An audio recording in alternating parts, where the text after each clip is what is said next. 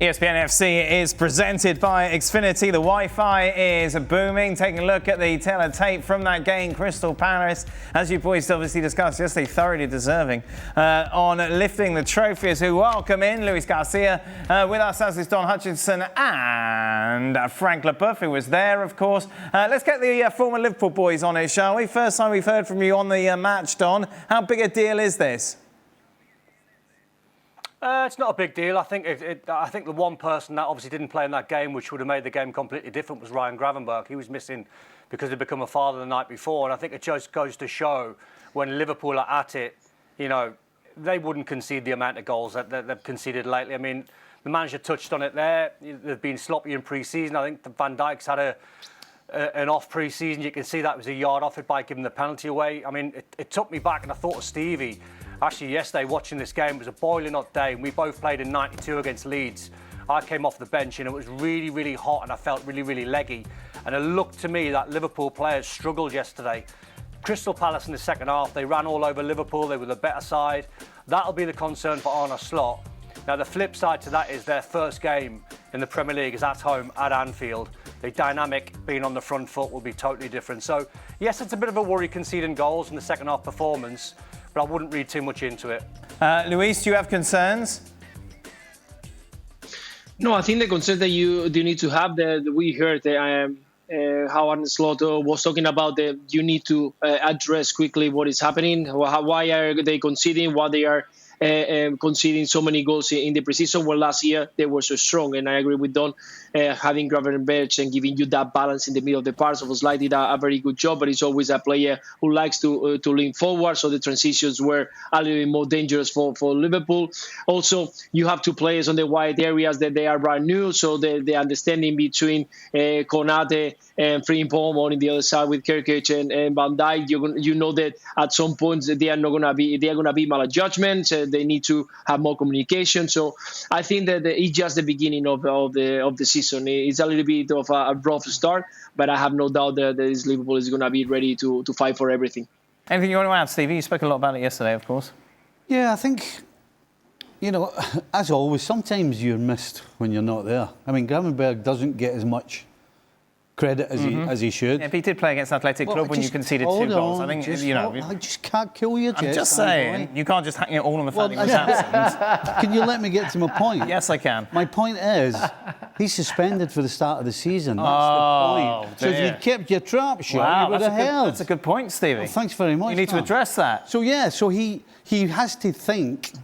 How does he deal with it? What does he do? He maybe has to think about starting Endo. Right. Because a lot of the problems they had on the counter that Palace gave them, because when they turned it over, there was nobody there to stop anybody. No. And so that is going to be a concern for them. Obviously, it's amazing how big a week is in terms of your fitness as well. You know, I would expect we won't see the same Van Dijk as we saw in this game at the start of the season. And I think it obviously helps they're at home. It helps it's against Bournemouth side that we really don't know what we're going to get because of the players they've lost. So it's not huge, but I think there has to be a little bit of caution.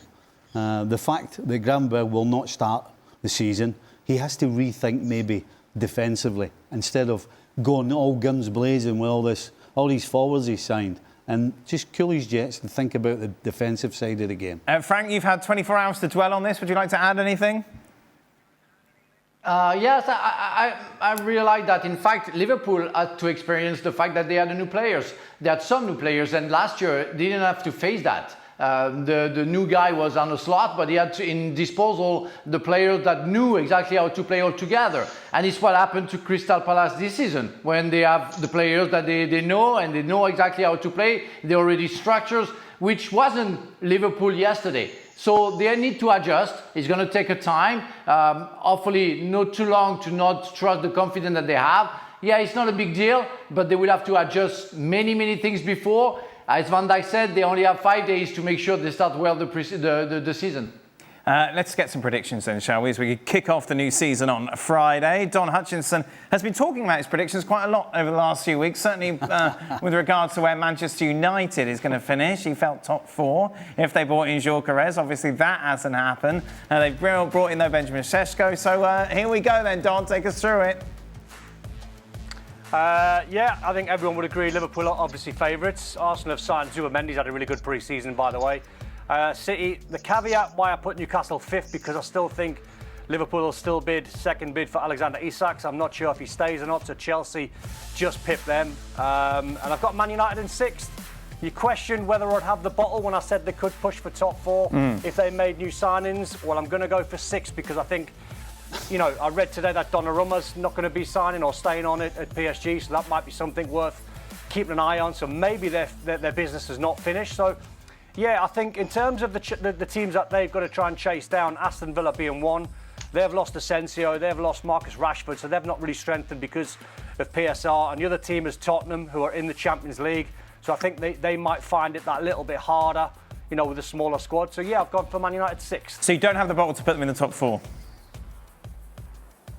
No, 6th. That's why I put them 6th. Okay, no, I'm just checking, just making that clear after you brought it up last week. Luis, the only person, of course, along with Frank, to pick Liverpool last season to win the league. I imagine Liverpool number 1 again.